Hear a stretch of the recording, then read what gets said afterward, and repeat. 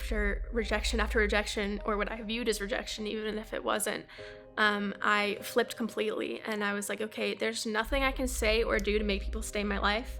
So I'm just gonna be 100% myself and just let what happens happen. My name is Talitha, and if you don't remember, I sat here a few years ago and told my story. It was about me growing up. I'm in a family of 6 kids, 5 older brothers, a picket white fence, parents, and was really daddy's girl. And then suddenly when I was 13, my dad left and it completely rocked my world. And since then, I've learned so much about relationships and just the way that affected my relationships and the way I viewed friendships. So it's really been a journey, but it's been a wild one. So I think like my problems with rejection and feeling like I wasn't good enough really started even before my dad left. When I was in like 5th and 6th grade, I just went through some bullying, went through some friends telling me I was annoying and stuff. I mean, I was a big personality, and I really struggled to kind of find my place in middle school. So it was a constant fight of not really feeling good enough. So when my dad left at the end of middle school, it was this, why am I not good enough for you to fight for me? Why am I not good enough for you to fight for our family? Like, what could I have done differently? How could have I loved you more? And so I was so deeply hurt that he didn't fight for a relationship with me, whether he was going to continue on with my mom or not. It was the promise that he was going to make phone calls every month and then never making them. And it was things like that that just really instilled this wound of like ruined expectations and rejection and just never feeling like I was enough to be fought for. I think it really carried over into my relationship with my friends because at the time I really didn't have anything else to lean on. My family was all going through their own wounds of this situation, of all my siblings also going through this transition. And so I found some really good friends at the time and really, really started to lean on them.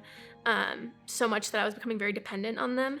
And I had the highest expectations for them. And I think that because I had such high expectations of them, anytime something happened that I wasn't the way I would have wanted it to happen, I took it as a personal attack rather than as just a difference of mindset. So for the first few years of high school, I was really depending on these friendships that I had built. And then after rejection, or what I viewed as rejection, even if it wasn't, I flipped completely and I was like, okay, there's nothing I can say or do to make people stay in my life.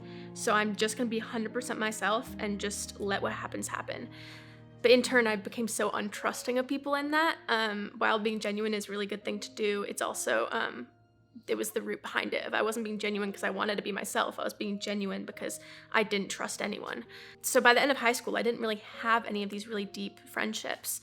But after that, I went overseas and I found some really great friends in this missions environment that I was in and just had been loved in a way that I had never been loved by friends before. And I felt like in that space, I was safe to maybe reach out to my dad again. So for the first time in like 7 years, I scheduled a phone call with him. And I told all my friends about it. I told the guy I was seeing at the time about it. I was in this little coffee shop in Cambodia. I said it's gonna happen at this time, and I told everyone.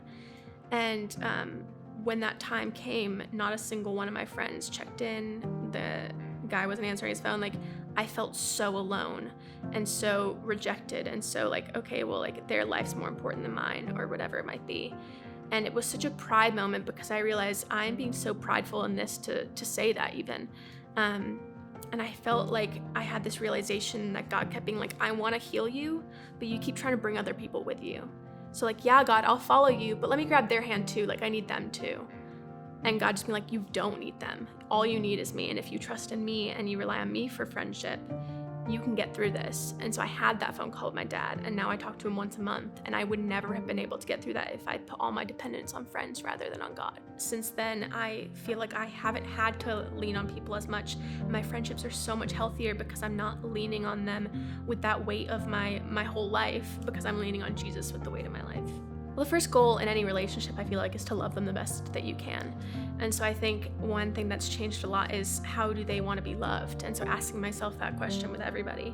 And so even in this relationship with my dad that we still talk on the phone once a month and are starting to slowly see each other in person again, I started asking him on the phone, like, hey, what's your answer to this question? How can I love you better in this? And I think through that, I have never had so many close people in my life. That I feel like I can call best friends because we've learned to love each other in such a unique way of really catering to each specific person. If you're like me and you found yourself constantly let down by friendships or crushed by expectations, take a step back and view the whole picture. Is it really the friendships disappointing you, or is it your past wounds or past hurts? Until you learn to be completely dependent on God and stop being dependent on friendships and stop holding people to the expectations that you hold yourself to, you can never find true, beautiful freedom in friendships.